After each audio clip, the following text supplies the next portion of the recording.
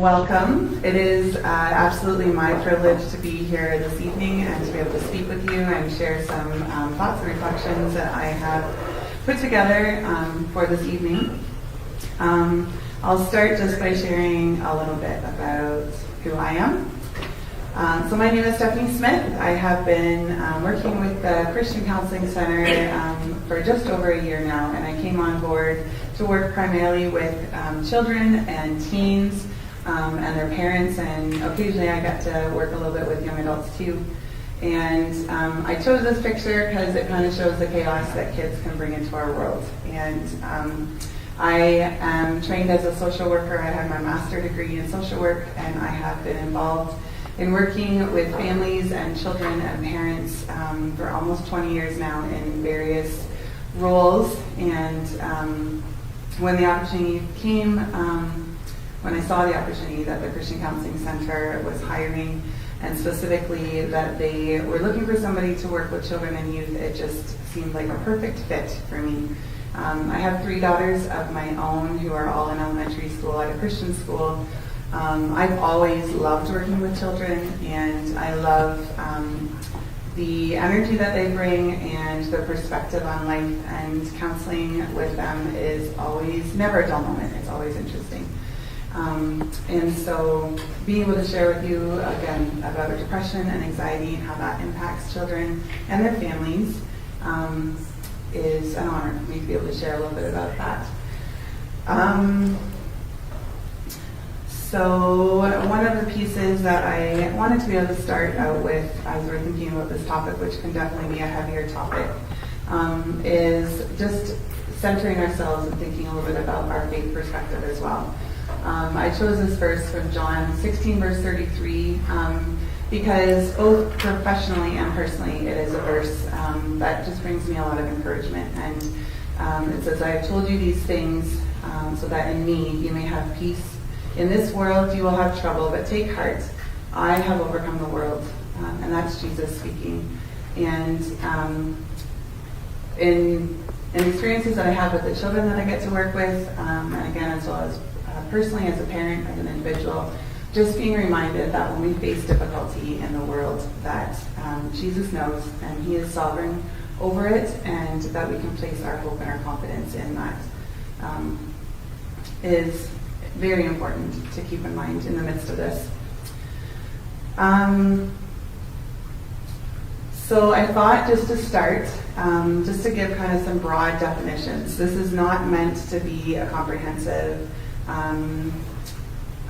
informational evening. These are a lot of just reflections that I have and some connections with the work that I get to do with kids and families. So just bear that in mind. There's lots more that could be said.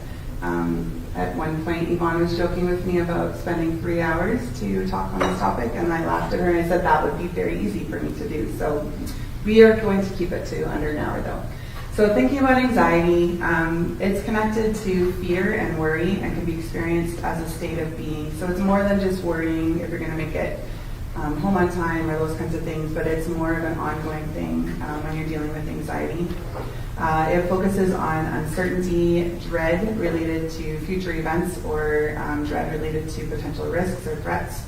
And as noted by Christian therapist Sissy Goff, girls with anxiety, but this is true of boys and males as well, overestimate the threat and underestimate themselves and their ability to cope. And a lot of the children that I work with have anxiety in some way, shape, or form. It's often part of what they're dealing with, even if they're coming with other challenges that are kind of presenting first. It can include intense levels of anxiety at times, so these can often be described as panic attacks, but it can also be experienced as ongoing chronic anxiety that rarely seems to dissipate. So it's as individual as the person in a lot of ways. Even people with chronic anxiety, some of it may be kind of lower level anxiety, but it will peak at times for them. And there may be times in their lives where they're feeling like there's a lot of anxiety, and then kind of like a wave, it might dissipate for them as well. And so I make note here too that it exists on a spectrum. You can think a little bit about degrees of anxiety or degrees of worry and fear that individuals might experience. So that's a little bit about anxiety. Then if you think a little bit about depression, that tends to focus more on a persistent state of sadness and a loss of interest in life. So it can be connected to life events, so the death of a loved one, if there's family changes, when we're thinking about children, things like bullying or friendship dynamics that are happening can impact a person's depression. And all of these things can negatively impact sleep, appetite, energy, a person's motivation, and a sense of hope for the future. So again, our focus this evening is around children and youth. And so, as I've noted, depression can sometimes be connected to life events, but there's other times when it's not necessarily connected to a situation. There is just a difficulty that they're managing with depression. So there's just this ongoing depression that is wearing them down. It's more than a feeling, and when a person is depressed, they can't simply snap out of it or look on the bright side. Sometimes we, and especially with children, we want to encourage them and just might say with good intent to be positive or to look on the bright side or that kind of thing. And yet when somebody is truly experiencing depression or is experiencing grief, it's not as simple as just trying to snap out of it. There are chemical and biological elements at work with both anxiety and depression. And so when they are dealing with a chronic anxiety or chronic depression, there is work that needs to be done related to shifting a mindset.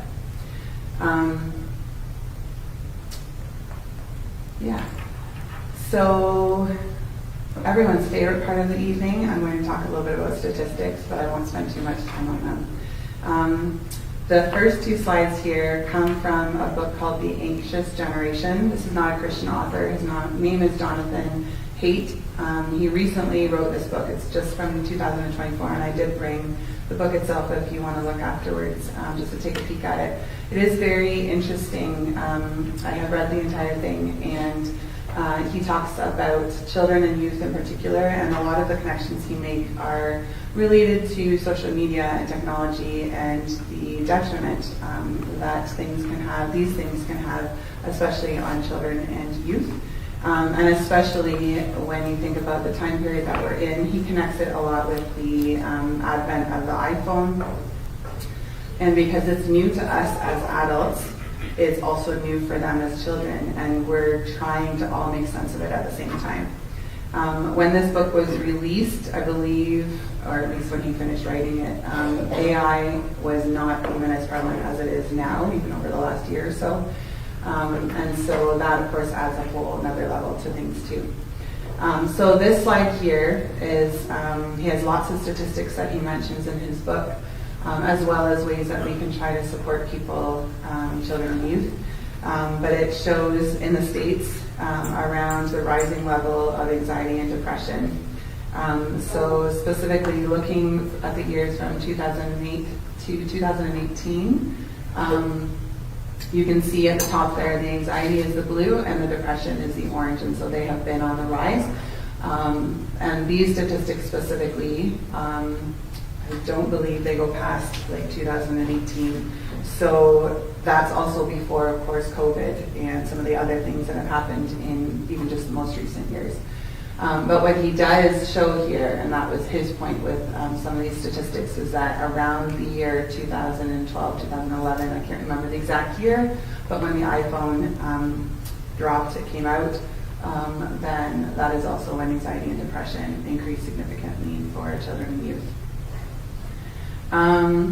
And then this piece I thought also was helpful to take a look at. Again, it's related to Jonathan Haidt, and it's just talking a little bit about like the behavioral data that we can see has changed as well. So the U.S. Emergency Department visits for self-harm ages 10 to 14 specifically. And again, if you look how it has increased between 2010 and 2015, and then a very big spike even prior again to 2020. And so I bring this up because I want us just to remember that these are real things that are happening, that it's not an unusual thing that's happening right now or isolated. but that there are a lot of youth, and this is only 10 to 14 if we consider older, the adolescents as well, that would be another piece. I wanted us to think a little bit about Canada too, so I did look up some information. Again, there's all kinds of information that is out there. There are some resources that if you did sign up and register to be here, we can send to you after as well, which include more statistics as well as some resources that I brought that might be helpful. So here it's specifically looking at feeling sad or hopeless among boys, and so it tracked grade 6, grade 8, grade 10, and it would have tracked the same group of boys. And so you can see again, so the grade 6 is the blue, grade 8 and grade 10, and just that it's on the rise. And then I also pulled out the one with girls, and you can see again it's the same idea, but specifically with girls. And so for grade 10, you've got it going up to 54% are talking about, so during the past 12 months, they felt so sad or hopeless almost every day for 2 weeks or more in a row that they stopped doing some usual activities. So again, just noting that this is a significant thing, and you're likely here because you know that. And so just being able to look at some of the data that's connected to that as well. Okay. So I thought it would be helpful just to talk a little bit about what does anxiety and depression look like. There's probably some knowledge of what it looks like when you think about adults, but again, when we're specifically thinking about how it is depicted through children, some of the things that you might start to notice if you're worrying about somebody. So they can be behavioral changes that might impact a child. So it can be things where, and this is often common with boys, but can definitely impact girls as well, where there's maybe more outbursts or anger that's being expressed.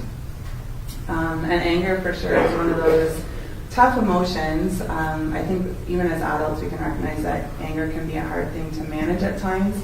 And then of course for children, when they are triggered by something or they're experiencing that anger, it can go from 0 to 100 very, very quickly too. And so, so behavioral changes related to outbursts, related to anger. It could also be related to withdrawing. And so if children are withdrawing and are not as social as they have been, those kinds of things. So again, definitely noticing changes that are going on. Somatic symptoms that are unexplained. So often when I'm working with families, if there are somatic symptoms, I often will encourage even just checking in with the doctor, because if there is some kind of physical, biological cause that's happening for the child around headaches or stomach discomfort or even things like hives or feeling flushed or low energy, those kinds of things, it's always helpful to be able to either understand if there's physical causes for that or be able to rule that out as part of the story for the individual. Sleep and eating habits can change too. So sleep can go both ways, whether there's very, very little sleep that's happening or if there's a lot of sleep where it seems excessive. Eating habits, again, it can go either way, where there's maybe a lot of eating or eating poor choices for food that aren't meeting their dietary needs, or again, less eating as well. School performance, and again, that can include things like behavior that is changing, or again, like teachers and educational assistants and staff at schools will notice or might notice more emotionality. So again, if they're tearful more often or more quick to become upset about something, again, this can be exhibited through anger at times or withdrawal, extreme anxiety related to any kind of transition that's going on in the school. So that can even be just like the start of the day or the end of the day, or transitioning from recess into a classroom, those kinds of things. And there can be any of these types of things can sometimes be connected to other things too. So it's always helpful to think through what you know about the child and what you know about the family as well. Family history is an indicator as well. So if there's a history in the family related to anxiety or depression, then there can be a greater risk for a child to experience some of those things as well. I always like to reassure people that it's not a guarantee. So it doesn't mean that just because there's maybe been some family history doesn't mean that that absolutely is going to be the case for your child. It might influence some of what they're going through at different times, but for you as parents or caregivers or teachers or workers within the church that are involved with children and with youth, there's always hope. There's always things that we can be doing to offer support and to try and shift a system. And this is especially encouraging. Many families that I work with are connected as foster parents or in adoptive situations too. And so there's a whole history of things that may have very little to do with your immediate family. And so navigating that can be very challenging. And yet, again, there's a lot of hope connected to that. Increased fear or separation anxiety.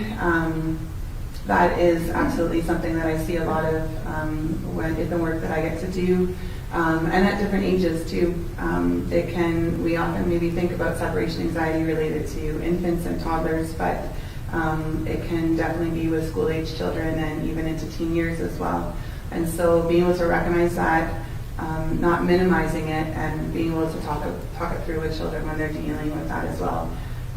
I think of teachers that I know at the school that I'm connected with, and again, families that I've worked with in the grade 8 trip. I'm sure many of you are familiar with like that tradition.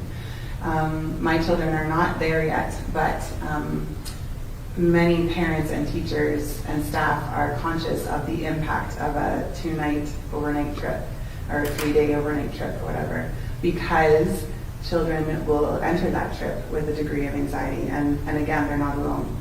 And so just being aware of those kinds of things that and it's still very good for children or youth to be part of these things. We don't want to just shelter them from it, but also just being aware that this is a reality for some of them as well. I already mentioned less enjoyment in activities or social events. So again, if they're withdrawing from friends or family, or if you're noticing changes in the way that they would have interacted, paying attention to that. Increased emotional intensity and volatility, part of why I have some of these different emotions in the pictures here. And then unhealthy coping. So obviously substance abuse, if there's the acting of self-harm or suicidal ideation, those are obviously unhealthy ways of coping with different things too.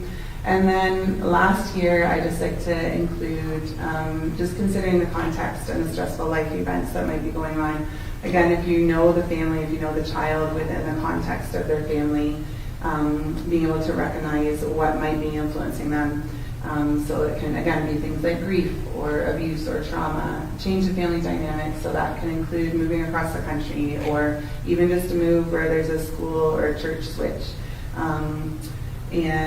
or separation and divorce or the death of a parent. Obviously, those kinds of things can all impact a child too. And then I also have here social media use, which I'll talk a little bit more about as we go as well. I also think it's helpful just to remember some of the fears that children will naturally have, just to remember that developmentally. So in late infancy and with toddlers, there's a fear of strangers and separation anxiety. In preschool, things that are perceived as large, harmful, or dark, and imaginary creatures. I know I've seen it before, even at fall fairs or those kinds of things, where somebody's dressed up like a favorite character, whether it's Disney or somebody else, and elementary children and younger children will shy away from them, even though maybe it's one of their favorite characters, but it's just very scary to think about, I don't know, Scooby-Doo suddenly being huge, right? As opposed to like watching him on the screen or seeing him in a story. In elementary school, there becomes more awareness of natural disasters and animals, which obviously certain animals, that's going to be a healthy fear that they possess. Middle childhood, there are pressures that they become more aware of around academic, social, and performance fears. Embarrassment happens in different ways as the children are getting older too. I was joking with a few colleagues. So when I'm not here at the Christian Counseling Center, I get to be at my daughter's school a couple days a week, teaching social emotional learning. And I saw my daughter through the window, who was in grade 6, and I waved to her. And I wasn't too dramatic. I wasn't like out to embarrass her, but she totally looked the other way. And I joked with one of my colleagues about how I've reached the point where one of my daughters is embarrassed of me easily. And I was reminded by that colleague that, that does need to happen to a certain extent, which is true. There does need to be some separation that comes as the child gets older too. And then in adolescence, again, academics and appearance, trying to understand relationships and friendships in a different way, and then thinking about the future, and that can be a really daunting, scary thing. So again, those are just some of the normal fears that can be present, but they can become exasperated for children and adolescents as well. Okay, how are we doing? That's a lot of heavy information that I'm sharing. Now we're going to try to shift a little bit and focus a little bit on what we can do and some of the hope that we can continue to have as well. So I titled this part Demonstrating Compassion, because I think that is something that is important. Again, whether we're a parent, a teacher, an educational assistant, somebody that's connected to children or youth through churches or community groups, being willing to have tough conversations. When we're worried about somebody, being willing to either connect with parents or connect with loved ones that we know are supportive of this child. If it's appropriate, given the relationship you have, having some of that conversation, even just checking in with a child around, like, how are you doing? I'm noticing things that are changing, right? If it's somebody that's part of the youth group and maybe they seem like they're withdrawing more, if you have the opportunity, and again, if you feel like you have a relationship that's there, checking in with them and just asking how things are going and seeing if they respond to that. Even around things sometimes, and again, if there's indicators around things like self-harm or comments that might be made, because sometimes children and adolescents will make comments that maybe come across as a joke, but you can tell it's not a joke if it's around life and death kinds of things like killing or ending, like, I'm trying to think of an example, but they might test the waters a little bit around kind of joking, just to kind of see the reaction they're going to get as well. And so paying attention even to those things, because many children and many youth will want to hide some of these parts of themselves for the same reason that we as adults are hesitant to be vulnerable when it comes to the struggles that we have, because we're not sure how that's going to be responded to. We don't know whether we're going to be judged, if it's going to be minimized. And so just remembering that when you as an adult, a kind, caring, trusted adult, is willing to have those conversations or even just test and see if they're wanting to be able to share more with you, it also gives them permission to be able to share what they may be carrying. Considering your own experience with anxiety and depression, and I think that this is really important because we all carry things through life, and we have all gone through experiences that are difficult. We've gone through experiences that will shake our faith in different ways. And so being mindful yourself, if you are supporting somebody, especially if you're supporting someone really close, so as a parent or as a grandparent, aunt or uncle, or somebody that is connected closely with a child that you are seeing is struggling, be aware for yourself too of things that you need in your life to be able to support them well, and also be aware of things that might be sensitivities that you hold as well. And so if you recognize that part of what the child is going through is also having a detrimental impact on you and you're needing your own support, then find someone to reach out to for that support as well. Because when we're walking along children, it will bring things up for us, and sometimes things that we don't expect. And so be conscious of reflecting yourself on what this is like for you as you support this child or children. As parents, but again, as people that are working with children, model for your children how to cope. So one of the things that I think has generally been positive over the last few decades is that there is more information that's available around talking about feelings and talking about different things. As Christians, we have to be discerning about the kinds of things that we are accessing and resources that we're accessing. But when we are walking through things with our children or children that we're connected to, you can model for them how you cope with stress as well. And that doesn't mean that you're unloading on your child or unloading on a child that you're connected to, but even just modeling in day-to-day things when you've had a stressful day or you came through terrible traffic and you're really frustrated and aggravated, and just talking with your kids or your family about how you're going to take a few minutes just to be outside on the back deck before we jump into the chaos of supper time. But those kinds of things where you're normalizing emotional difficulty in those small things, if there are bigger things that you're going through as a family, normalizing the grief that maybe you're experiencing and what that looks like. It's not just about crying. There can be anger and all these different emotions, again, that are really difficult for kids to make sense of. And so normalizing those experiences and modeling how you are coping with them as well. Be willing to enter their world and invite them to join yours. One of the things that I absolutely firmly believe is really important for children is strong connections with loving, supportive, trusted individuals. Attachments that they have will help carry them through difficulties. And again, it will model for them healthy, helpful ways of getting through difficulty. And none of us will escape this world unscathed. And so, again, when we can enter their world and show interest in the things that they're interested in, and just building those relationships and celebrating with them when they're celebrating accomplishments, and grieving with them when they are so upset, even if their upset doesn't make sense to us, if it seems like such a minor thing, but if you're able to validate those emotions that are there, that can be really encouraging to them. And then I say invite them to join yours. In a way, again, it's connected to the modeling, but also, you know, as you learn different ways of coping with difficulties, even practicing that with them.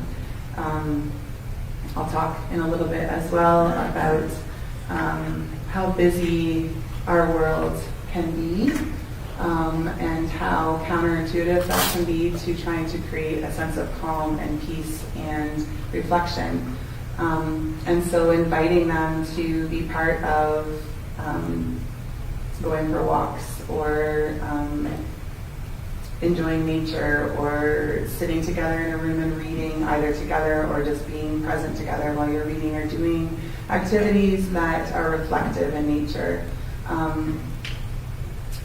And that can include things like enjoying music together. I personally love music, and I find that is such an encouragement to me, especially Christian music. I was blessed to be surrounded by Christian music as I grew up at home as well as at church, and being able to listen to music together and reflect on the messages that are there can be such a blessing for children too, because again, you're surrounding them with a foundation or trying to help them create a foundation for their life that includes not just the amazing mountaintop experiences of faith, but also integrates those really difficult times. And this is the piece that I was alluding to a little bit earlier too. Connection and attachment serve as buffers against the stress and turmoil of the world. There are all kinds of things that we can do to support children, and a lot of that will depend on the child, what's going to be helpful for them. But when it comes to the things that are going to help children through the ups and downs of their life, through their lifetime, the relationships that they have that are supportive, and that they can trust when their world is falling apart, are going to help protect them against the stress and the turmoil of the world, the pressures that they're facing as they navigate things like social media, as they're dealing with bullying, as they're up against pressures in the workplace. Having steady relationships that they know that they can count on and that they know they can come with their heartbreak and their questions is going to help them through that. And so as much as a social worker and a counselor, of course I encourage counseling, and of course I know the value of that. I also firmly believe in the support system that is around the child and around the youth outside of my office or outside of the group work that I'm doing as well. So this piece here is around providing meaningful help. And this is a question that I wanted to just put out there. I don't have answers around it necessarily, but thinking a little bit about, are the rhythms of your family, your classroom, or your children's or your youth ministry, are they conducive to peace and calm and trusting faith? Earlier I was mentioning about how I feel like even in my lifetime, the world has gotten busier. It has become more chaotic because of the information that is literally at our fingertips. Our awareness of tragedies is quick and devastating. And again, as adults, we try to navigate the information that comes to us and try to make sense of it. And we see videos of things, we see all the different reactions. There's this information overload which is everywhere, and it impacts us emotionally as well. And we go from day to day, and I have 3 daughters in elementary school, and I know even just around their schedules and then around my schedule and around our family, trying to get from one day to the next and get everyone to school and work and everywhere we need to go, and then the extracurriculars and church events and all these things that can often be good things to be part of, we can lose ourselves in that busyness. And so it's important, I believe, to slow down and think through what is helpful and what is beneficial for our children, for our families, for our churches. COVID did a lot of terrible things, the pandemic that we had to go through a few years ago, and yet one thing that was really interesting to experience was how a lot of pressures weren't there. There were a lot of new pressures that we were experiencing, and again, really hard things that we had to go through, but a lot of extra events and those kinds of things stopped because they had to. And so, and now we're right back in the midst of everything again. And so just evaluating, again, as a church, as a school, as a family, how that might be impacting each of you. Some children love to be busy, and that's where they thrive. Some children need that pacing where they have that chance to regroup and then be able to go back and engage with the world. And again, so when you're a parent or grandparent, knowing the child that is in your world and helping them navigate, helping them be able to say no and be able to set healthy boundaries can also then protect their own mental health as well. So that's where that question comes from. It is not a judging question by any sense of or any meaning, because I struggle with it myself, and it's just something that I think about is how does that impact our children at times. I mentioned a little bit earlier around practicing coping skills together. So in terms of strategies that you might be developing or you might be learning, being able to do that with your children as well. Earlier this year, in the last couple of years, having come on board with the Christian Counseling Center, I have longer commutes on some of my days, and I love music, but I found myself wanting to mix it up. And so I started listening to audiobooks, which I have really enjoyed. And so one of the things I did in the summer was invited my daughters to be able to listen to an audiobook together. We did Anne of Green Gables, which absolutely was me wanting to reconnect with my childhood as well. But it was really neat to be part of that with them in the vehicle, and just listening to the melodious sound of the reader going through these adventures that Anne had, and laughing at some of the silliness of what went on and explaining to the girls what raspberry cordial is or whatever. It was just interesting to be part of that. And again, it kind of sets a slower pace. It's slower than all these videos and images that come to us all the time. And you're using your imagination again. And again, for them, learning about a different time, for me too, learning about a different time period, and just being immersed in that. And I link that to coping because, again, for me, whether I'm listening to a novel or I'm listening to something that is helping me as a parent or helping me as a therapist, it is also absolutely self-care for me. Facilitate social support. So again, I've mentioned this a little bit, so including friends, family, trusted adults. Recently, I was at a kind of informal social gathering connected with the school that I'm part of, and I was just chatting with a few parents, and one mom and I were chatting in particular.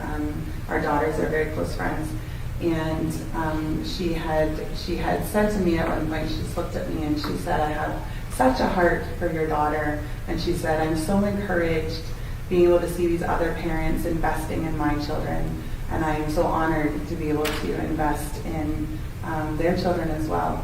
And that really touched me as a parent, just knowing that there was somebody else and I also know that my daughter loves this mom and feels very comfortable with her. And just knowing that we kind of are trying to do this together.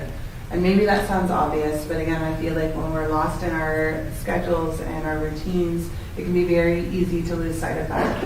And it can also be humbling to ask for help and to show some vulnerability at times when we're needing some of that extra support. So again, using people and surrounding your children with people who are going to inspire good things for your children as well.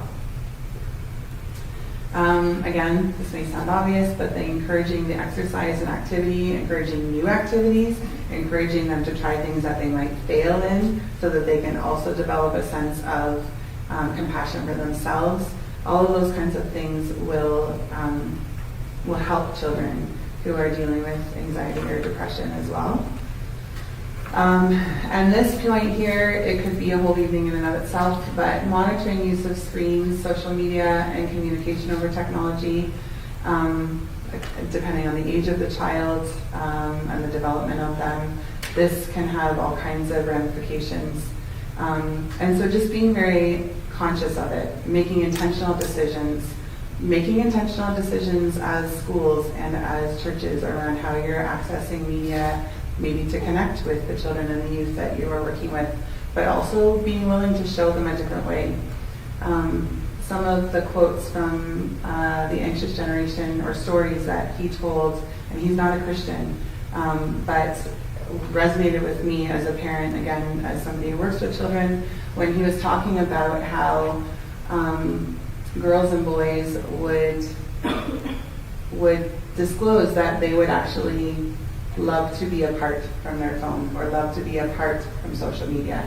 But adolescents, especially because they're getting older, would feel so drawn into it and would feel that pressure of needing to be connected, needing to know what's going on, needing to be cool, needing to follow the latest trends, that there was this extra pressure that was on them, posting every detail of their lives, those kinds of things. So don't be afraid to try things without screens. Because again, what's real for kids and youth are the relationships that are there, and you can't develop a relationship entirely through a screen. And so teaching them that. I learned about some statistics recently too, or some research that's being done even with the use of AI, and how